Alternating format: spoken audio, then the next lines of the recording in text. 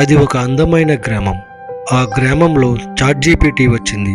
తర్వాత ఏం జరిగిందో చూడండి. ఈ సంక్రాంతి చాలా డల్‌గా ఉంది. సందడిగా ఉండాలంటే ఏదైనా మ్యాజిక్ చేయాలి.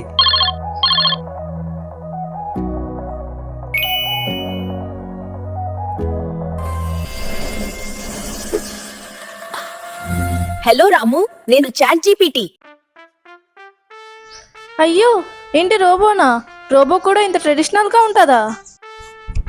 ఎంత టెక్నాలజీ వచ్చినా సంప్రదాయమే, మనమే. ఓ రోబో, అయితే నాకు పొంగల్ చేసి పెడతావా? అయితే okay. Where is gas and wifi? ఇది గ్రామం, ఇక్కడ గ్యాస్లు వైఫైలు ఉండవు. సరే, అయితే వంట మొదలు పెడదాం. 1 టేబుల్ స్పూన్ ఉప్పు, 2 టేబుల్ స్పూన్ కారం తీసుకురండి.